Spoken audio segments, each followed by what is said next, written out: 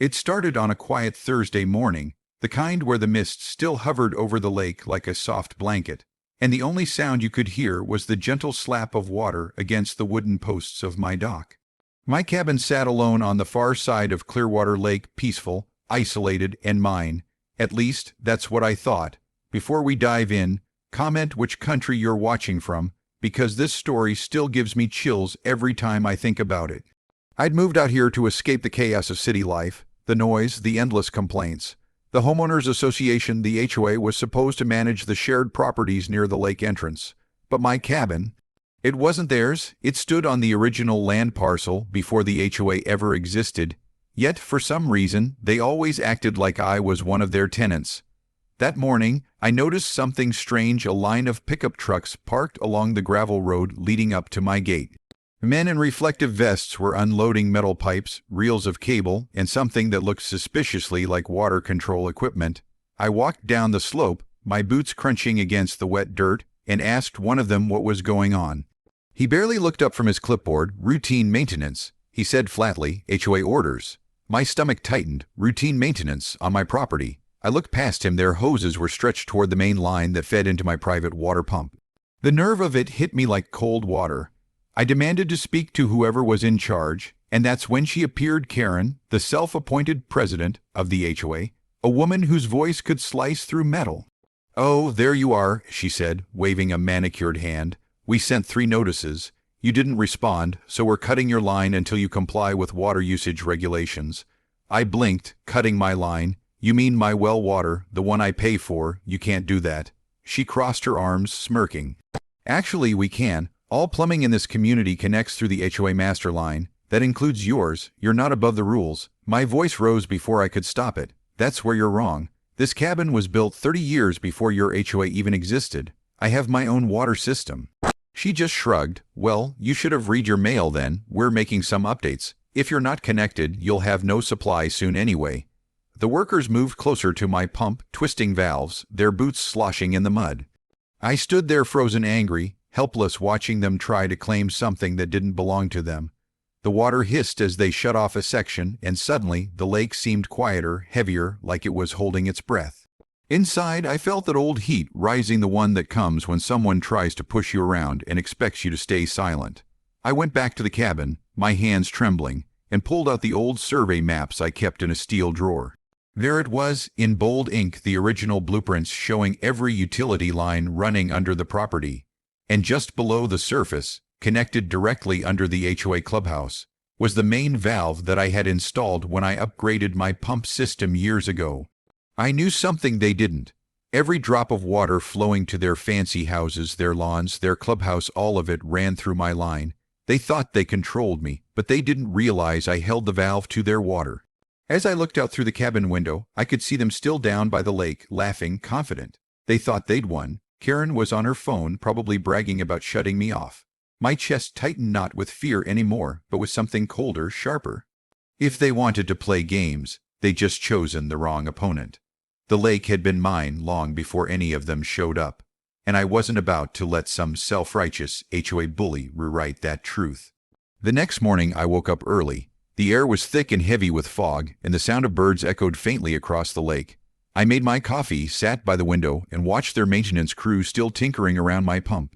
They must have thought I was too scared to act, but I'd spent most of the night studying those old maps, tracing every pipe, every valve, and every connection that linked the HOA system to my private line. What they didn't realize was that when the HOA developed their community, they'd tapped into my pre-existing infrastructure. My water system became their lifeline, and now, if I wanted, I could turn one handle and dry out every faucet in their precious neighborhood. By noon, I decided to pay them a little visit. I drove down the gravel path toward the HOA main office, a pretentious wooden cabin painted white, with fake flowers in window boxes and a sign that read Clearwater Community Center. Karen's car was out front. I parked, got out, and felt the crunch of gravel under my boots as I walked to the porch. Inside, she sat at her round table, surrounded by 2 board members, sipping tea like they were royalty. "Oh," she said when she saw me, "look who decided to show up. You here to apologize for ignoring the HOA bylaws." I smiled, calm, polite. "Actually, I came to talk about your plumbing." Her smirk faltered. Our plumbing, she repeated. I nodded. Yes, the one you think you own. I set the old blueprint down on the table, tapping the corner where the main supply line met the lake feed. See this? This is your community's water source. It doesn't come from the city. It comes from my private well system, the one under my cabin. The board members leaned in, frowning. One whispered, that can't be right. Karen laughed, but her laugh was thin, nervous. You're bluffing. I met her eyes. Try me. You cut my line, I'll shut yours. She stood up sharply. You wouldn't dare. I didn't answer, I just turned and walked out. By the time I reached my truck, my hands were steady, my heart calm. That silence, the kind that comes before a storm, filled the air around me. I drove back to my cabin, walked straight to the pump shed, and twisted the brass handle on the main valve. It made a deep, echoing groan, and then silence. No hiss, no rush, just the faint creak of metal settling.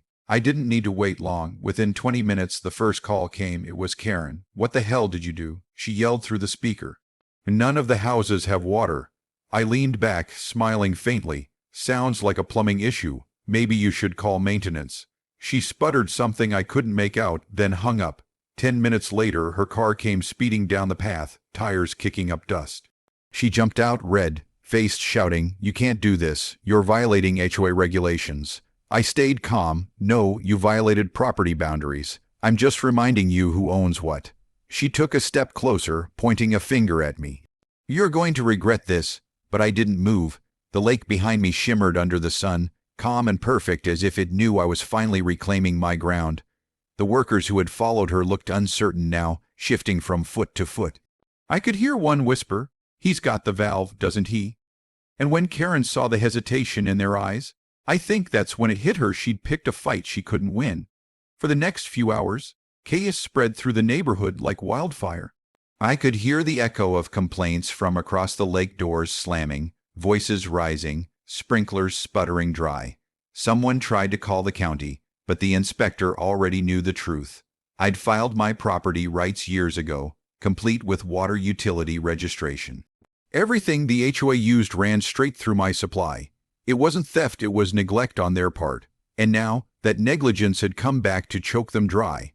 I sat by the lake, watching the ripples spread as the sun climbed higher.